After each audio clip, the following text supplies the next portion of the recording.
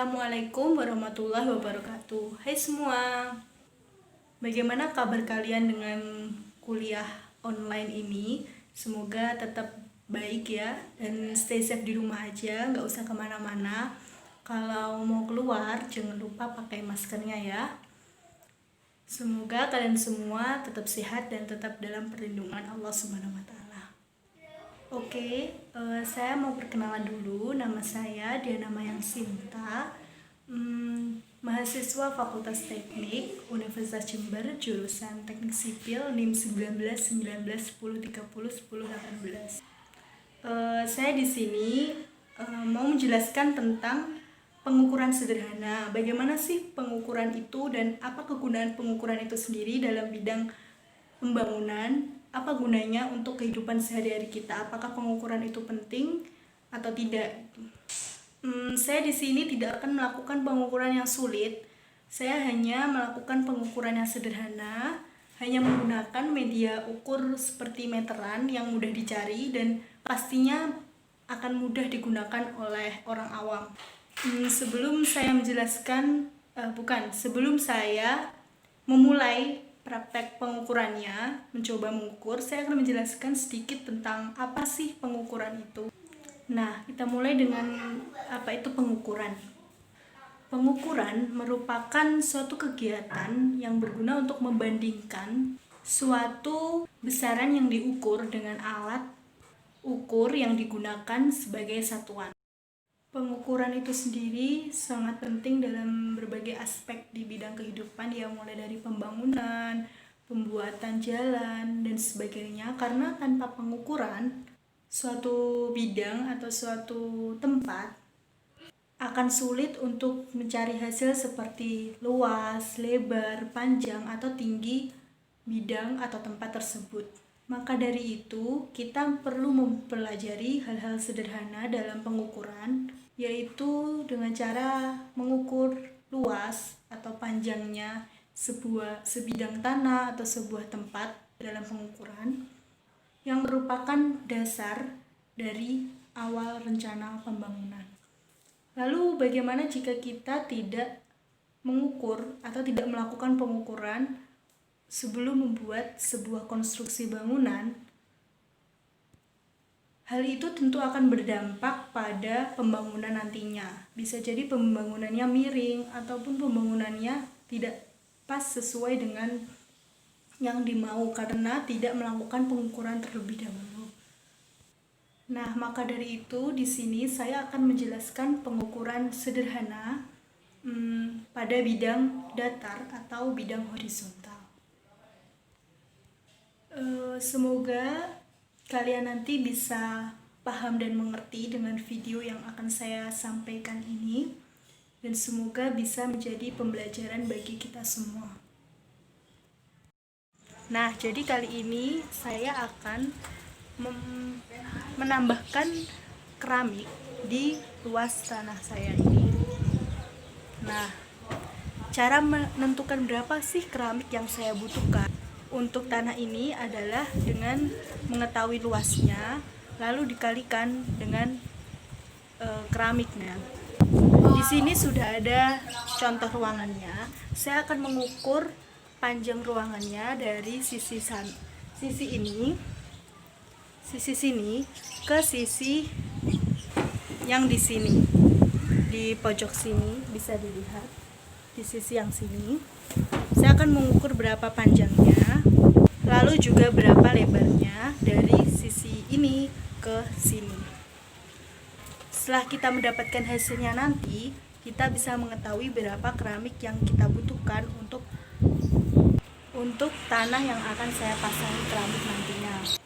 Juga saya akan menghitung apakah benar lantai keramik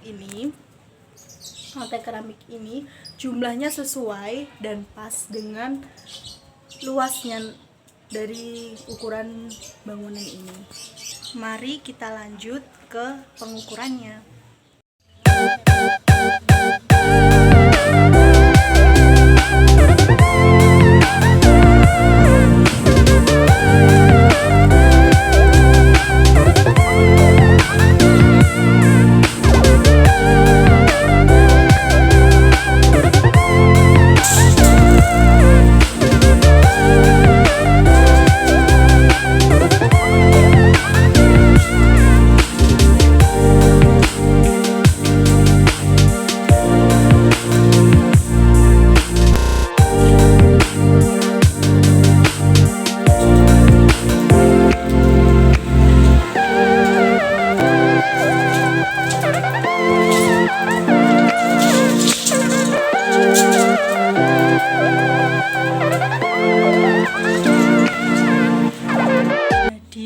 mengetahui panjang lantai rumah adalah 6 meter persegi dan lebarnya 2 meter persegi.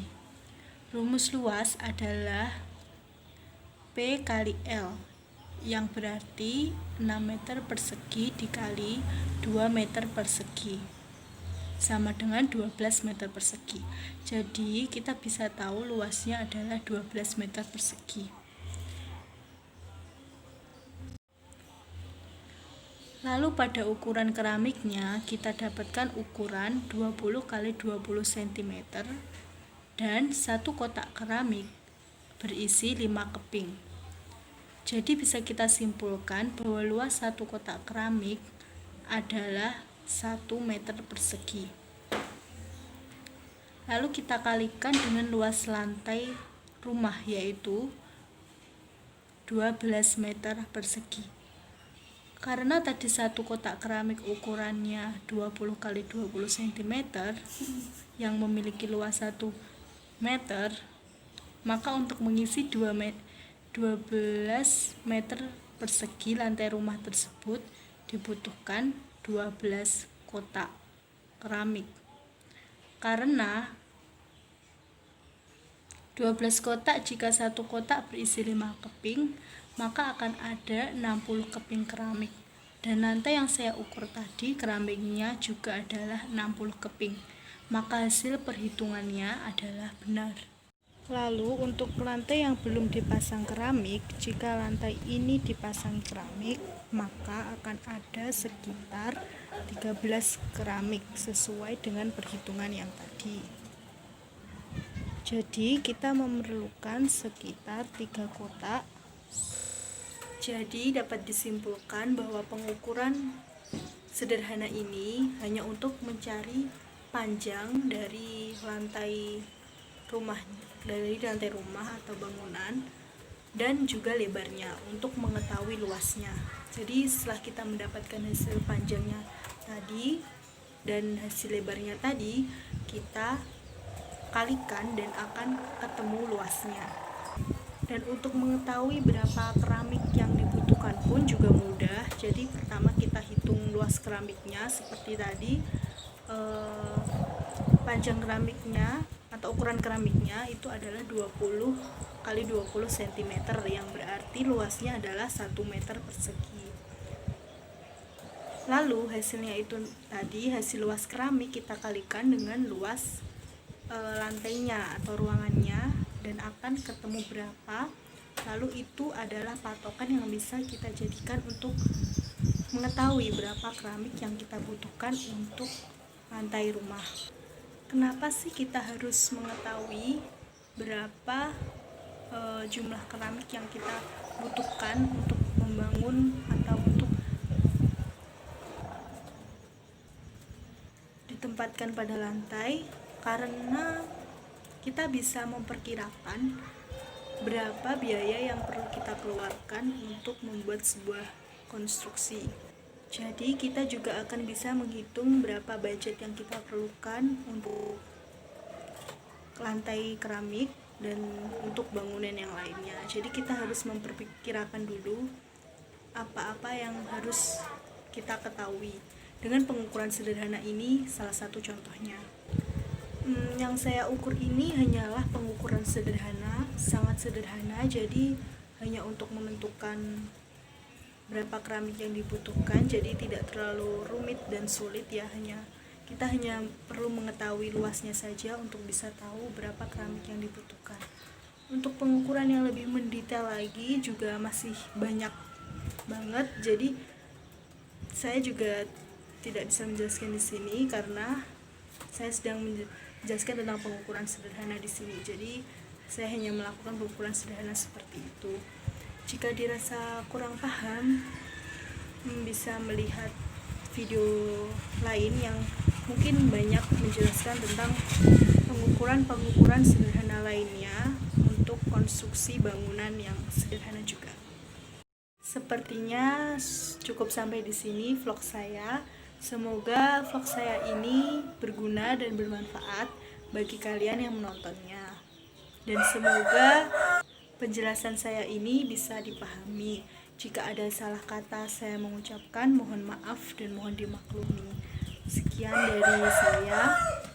Wassalamualaikum warahmatullahi wabarakatuh.